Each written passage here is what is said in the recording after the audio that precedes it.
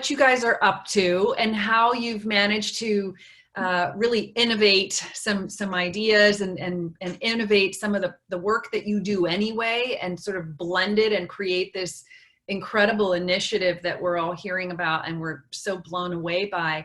So I would love to hear just a little bit of an overview of how it all came about and how quickly you were able to activate. And then maybe you could give us some of the pitfalls as well as some of the things that you've learned that have just been huge wins. Yeah, absolutely. So Space of Mind is actually a for-profit entity, and we offer educational services and an on-campus social homeschooling program that now is remote. And we're doing all kinds of growth and expansion, and we do private coaching for families and parents and homeschool consulting and all kinds of good stuff. But we also have a nonprofit initiative that we started actually with Kirsten's help about 3 years ago. And it's called the Community Classroom Project. And the mission of the Community Classroom Project is to relieve school-related stress through relationship building with students, parents, educators, mental health providers, and community leaders. And certainly right now, one of the biggest stressors is families are struggling to get food in a healthy way, and to find positive and meaningful ways to continue building life skills and spend time together. There's so many amazing initiatives, the social distancing supper club, delivery dudes, everyone's doing such creative things. And we were already planning to launch our meal box project with our chef, Blake Malatesta, for the next school year. We're actually in the process of building a 850 square foot commercial teaching kitchen in our campus in Delray, which is amazing. And we're really excited about that.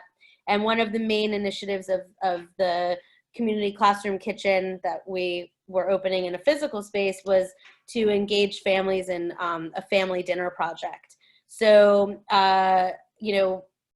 I'm always looking to sort of find creative solutions to tricky problems. And, I believe these times of crisis are also where our true innovation comes through, and lots of amazing things come. There's always opportunity in chaos, I believe. And so I guess we closed Space of Mind on Thursday the 12th and quarantined myself on Saturday the 14th of March, which is a good thing because that was the first day I would have been contagious, and spoke to my chef that day, Blake, who's just magic, and kind of threw this idea out that maybe we can get the meal box project started now, and what would it take for us to do it as a 1-for-1.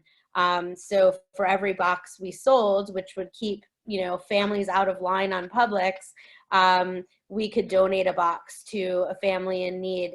And Blake was super, on board, as he's just amazing and total team player. And we were up and running by the next week with a beta program. So what is that, Sunday the 22nd, I guess, we put out our first group of boxes. We donated the first group of boxes to our Space of Mind families, and we gave away 25 boxes for them to sort of help us beta test the program.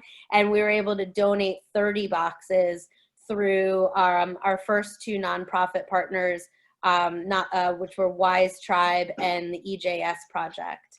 So we got great feedback. Each box comes with the fresh ingredients already portioned out and chopped and prepped for the most part, and a recipe printed and in the box. And then Blake films a video each week for each recipe, so you can actually watch the video and learn the techniques.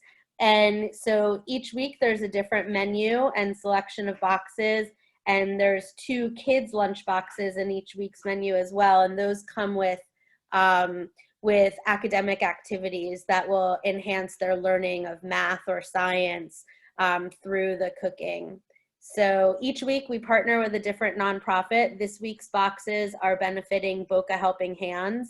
And I guess we're in our 5th week of the program, and we fed over 200 families through the donated boxes, and therefore that means we've sold about 200 boxes as well. So it's pretty awesome. Incredible. Absolutely incredible. Okay, so what have been the stumbles? What have you learned from this? Well, we learned that filming videos on an iPhone can be tricky, especially when you have to mass upload them and you're not working. You know, one of our coaches came in to help film the first round of videos, and it ended up taking 48 hours for him to upload them from his house. And then one week, poor Blake and his wife, Anna, who's the manager of the wine room, who's one of our partners, and all of our pickups are happening at the wine room. So they're giving 20% off on charcuterie and wine when you pick up there, Bonus. which is a bonus. And Anna filmed all of Blake's videos, and somehow the videos got deleted. So he had to refilm a whole set of weekly videos.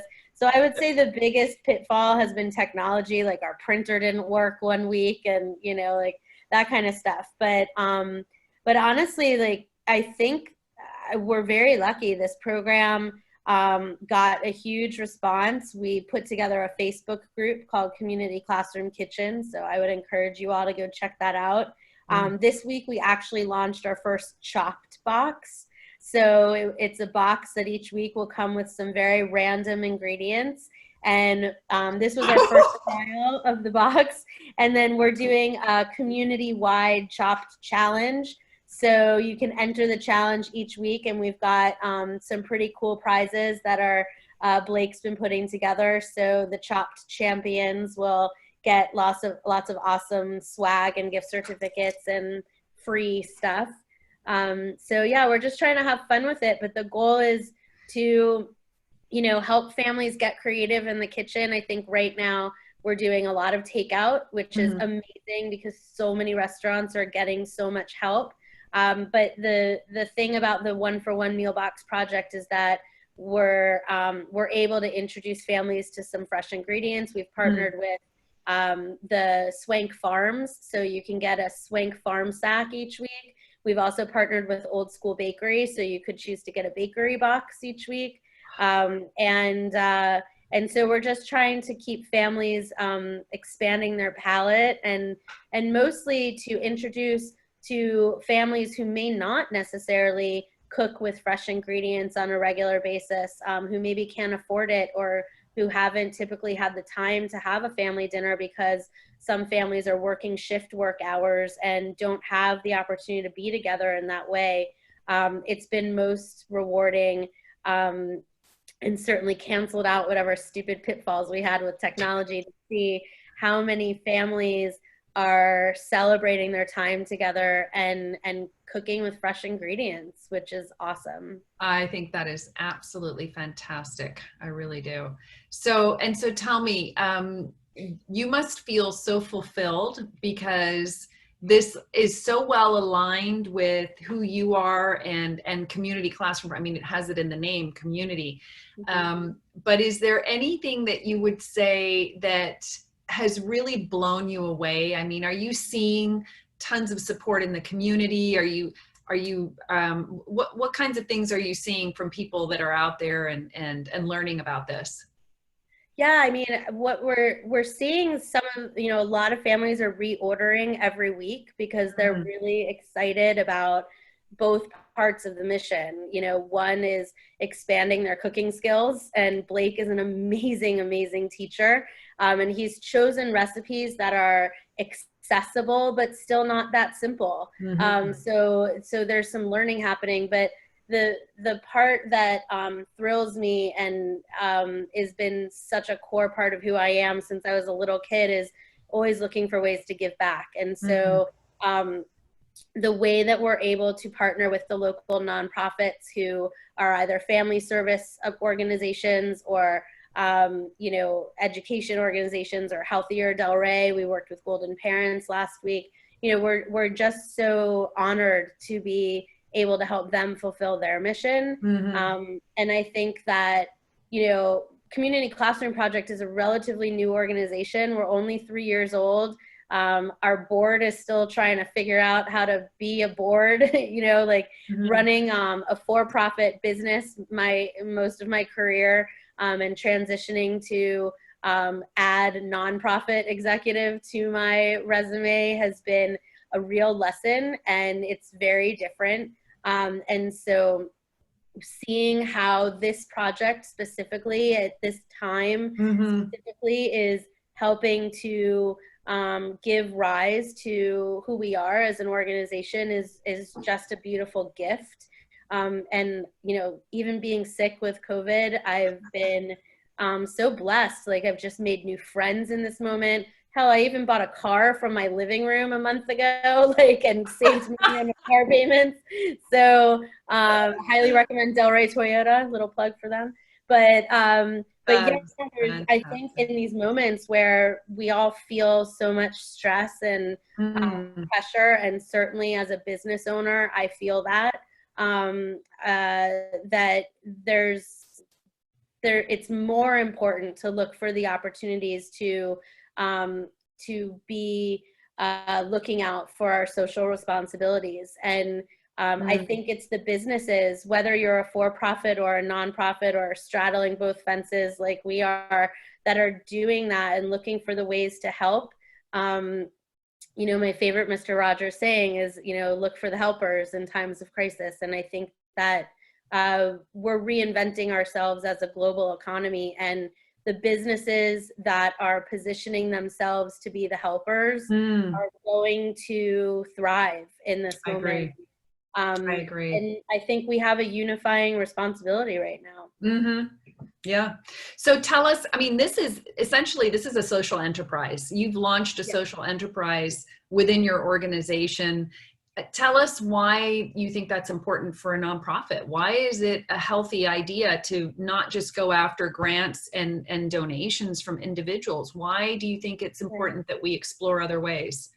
Well, first of all, I'm a pretty impatient person, and I've found that I'm working on patience thanks to COVID, but I've found that grants and fundraising do not give me personally that immediate satisfaction. You've got to do a lot of asking and waiting. And so it's more in line with my personality. And I think my teams, we're all really doers, to find a way to take action that is different from maybe the traditional nonprofit way of growth. Certainly, of course, we're applying for grants and all of that, but I think traditional fundraising is going to be very different now. And so looking for ways to incorporate what I know how to do in business with what I know is in my heart and in our mission as a team. Just actually, this was maybe the easiest thing we've ever launched. And yeah, and I say that because I think that the things that come together for all the right reasons at just the right time should be that easy. And so we didn't really think a lot about it. Blake did a little bit of math. We worked with Cisco. We got some restaurants and other businesses on board, and it's just come together with, I don't want to minimize Blake's effort. He's working his butt off building the boxes and the menus and the videos and all of that. But it's come together quite seamlessly. And I think that looking for ways to put ideas into actions that combine something with a social service, right? Like we're giving the families that would otherwise order takeout or go to Publix a reason 1 or 2 nights a week to do something that also puts food on somebody else's plate. And I think that right now, where most people aren't able to leave their house and go volunteer, or aren't feeling comfortable to do so, and understandably so. And we're looking for ways to watch our finances in a responsible way, but we still have to eat. So, that's right. We found a way to capitalize on a necessity that was already there. And I think that's what made this so successful so quickly. And we're only in our 5th week, so we're planning to continue this project long after Corona. It's definitely something that we'll continue doing. The the pricing is there to make this feasible, and there's no shortage of families who will need support long after this moment is over. I am so honored to be your friend right now. I'm blown away. I feel the same about you. Oh, I really am blown away by this. I just think it is such a wonderful, important effort. And, you know, I think I in a way, I'm sort of drawing parallels with what we're doing with Capacity for Good. Yeah. You know, we, especially in the first couple of weeks, I'm not good with inertia. I cannot just sit around and you know, think about, well, maybe next week, or what movie, what Netflix show. I feel like I always need to be doing and serving in some way. And I know most of my team does as well. And so I really do see a lot of parallels between us. And part of it a little bit too was like, you sort of, I felt sad. I felt sad that I wasn't going into the office. I felt like, you know, I'd been stalled on a lot of these projects. And so typically I have this extra energy when something like that happens. I'm like, well, what can I do? What can I do? What can I do? What can I fix? How can I help?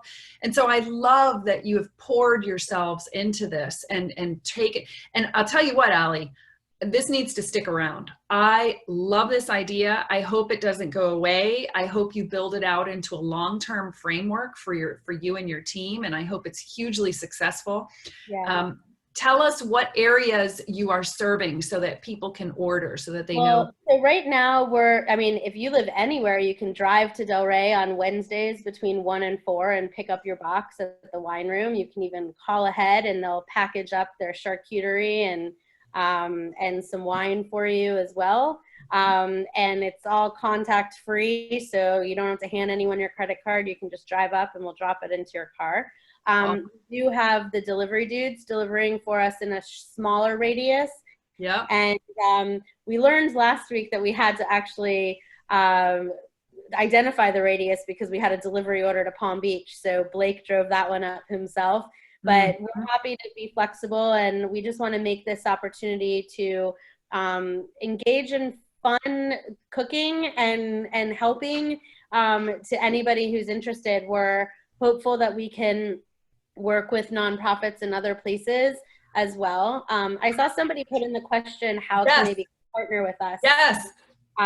So you've got my information. We also have the Facebook group, Community Classroom Kitchen. You can shoot us an email or a message or whatever it is in there. We're partnering with a different nonprofit each week. All we ask is that you help us share the message with your social networks as well. And to Kirsten's point, we're not going anywhere. This will continue in perpetuity. This program's been really fun. Once we get back to being on campus, our students will our culinary arts students will take this program over, and it will be their own social enterprise, which we're really excited for. We've got a couple of them coming in to help package the boxes. Obviously, we're doing that with all sanitizing and germ, whatever I'm thinking about. We're being really safe with how we do that, but this will turn over to being a student-led project as soon as we come back to campus. Absolutely incredible. Absolutely incredible. And then once we're back, we're going to also have monthly family dinners at in our space, which will be really exciting to bring families from all demographics together to have essentially workshops over, the cooking and sharing of a family meal, to get people together over family dinner that wouldn't necessarily connect in that way is what I'm really, really excited about, to see how those conversations to come together and how we can build from that, and what comes out of those relationships will be really special. I agree. And I just think it's so important, and John references this too. It's so important that as nonprofits, we're always looking at ways that we can be generating revenue in alternative forms. I mean, you think of every nonprofit, there's probably some way that you could be somehow generating an income stream. Maybe not every single nonprofit, but I love that creativity. And I would have to say that I think donors and funders think highly of it too, in the sense that you're demonstrating that you're willing to be self-sufficient. You're willing to come up with ways that you're not, you're building a business within your nonprofit. You're not purely dependent on them for donations and grants. And I always find that admirable. So I would imagine that funders just think highly of those efforts. So that is fantastic. So you're on Facebook. It's the Community Classroom Kitchen, right? Yep. Instagram. Where do you hang out, Ali, so that we can communicate with you and chat with you? I guess I'm hanging out with the old people, like my students keep saying. I'm on Facebook mostly. All right. But, that's me. We have an Instagram. I don't know if we do a lot on Twitter these days, but probably, I don't know. That's Mallory and Kristen handle that. But yeah, we're definitely pretty active on Facebook. We're finding that the way the Facebook groups are set up really lends itself to this. And we have a weekly newsletter that goes out as well, so you can join the newsletter. I think the best way to do that is probably on the Space of Mind website. Okay. And yeah, we just, we want to hear from as many people as we can. This program is, the idea was ours, but the evolution of it should be everybody else's. So we're excited to see what other people can share with us to make it even cooler. Excellent. Great. Well, thank you so much. That was amazing. Does anyone else have any questions for Ali? Oh, look at the clapping hands. Tony, I didn't know you could do that. Well, thank you guys. And thank you so much, Kirsten and Carrie and your whole team for everything you've done to support us and just for this opportunity to share more about the program. We want to continue hearing about your progress. So also we are putting out a weekly newsletter now for Capacity for Good. So if you want to send us any photos or a little video or something, I would love to share that.